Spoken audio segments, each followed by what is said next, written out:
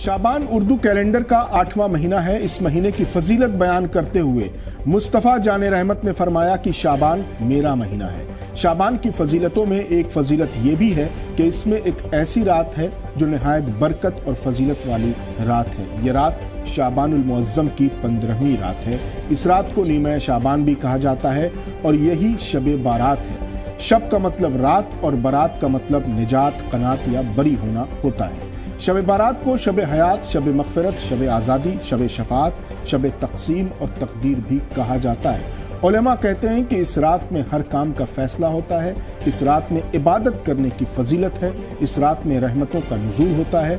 इस रात में बंदों के लिए बख्शिश का परवाना लिख दिया जाता है। तो शब बारात मुबारक। लोग समझते हैं शब बारात जागने की रात है। जागने की रात नहीं है, इबादत की रात है।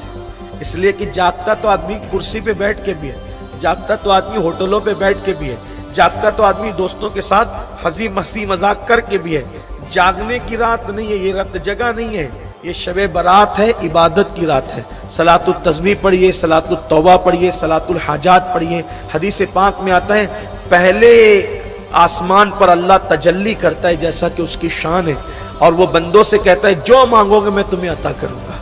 अल्लाह के रसूल इस रात कब्रिस्तान भी तशरीफ़ ले गए।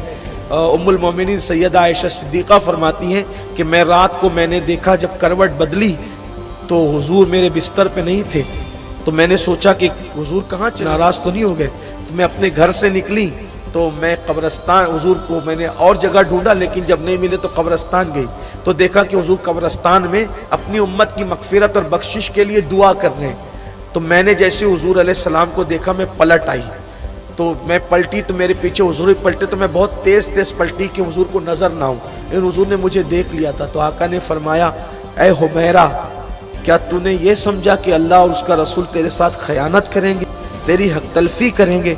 क्या तुझे नहीं मालूम कि आज की रात 15वीं शाबान की रात है? शाबान की 15वीं रात है, निस्फ शाबान है आज, और अल्लाह आज बनु कल्ब की बकरियों की बालों की तादाद के बराबर अपने बंदों की बख्शिश और मग़फ़िरत फरमाता है, उन्हें जहन्नम से आज़ाद करता है। हुजूर उन्हीं के लिए दुआ करने के लिए तशरीफ़ ले गए थे। तो इस रात कब्रिस्तान जाना भी साबित है।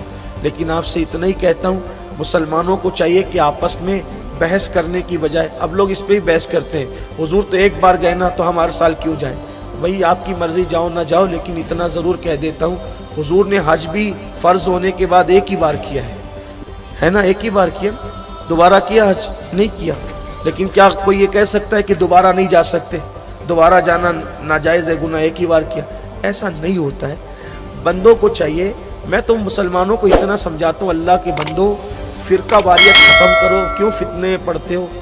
क्यों फितने पर? दुनिया कहाँ जा रही है? अभी तुम यही सोच, इसी में लड़ रहे हो कि एक बार जाना चाहिए कि हर साल जाना चाहिए। दुनिया कहाँ पहुँच गई? अभी आप इसी में लड़ रहे हो कि शब बारात में जो वो ये करना चाहिए कि नहीं करना चाहिए। ज़रा गौर तो करो, सोचो तो सही। मैं तो आपको बस इतना कहता हूँ, फ़िरका वारियत छोड़ो, सहाबा और अहले बैत का जो अकीदा था उस पर उम्मत मुत्तहिद हो, इश्क़ रसूल पे मुत्तहिद हो, सवाद आज़म के अकीदे पर उम्मत मुत्तहिद हो। इसी में हमारे लिए निजात है। वरना आज के जो हालात हैं वो हालात बड़े भयानक और बड़े दर्दनाक हालात हैं। अगर आज इन हालात से हमने मुत्तहिद होकर निपटने की कोशिश नहीं की तो अल्लाह न करे कहीं हमारे बच्चे भी कलमे के बागी ना हो जाए, इस्लाम के बागी ना हो जाए। इसलिए इस पे मेहनत करो कि सहाबा का अकीदा क्या था और अहले बैत का अकीदा क्या था।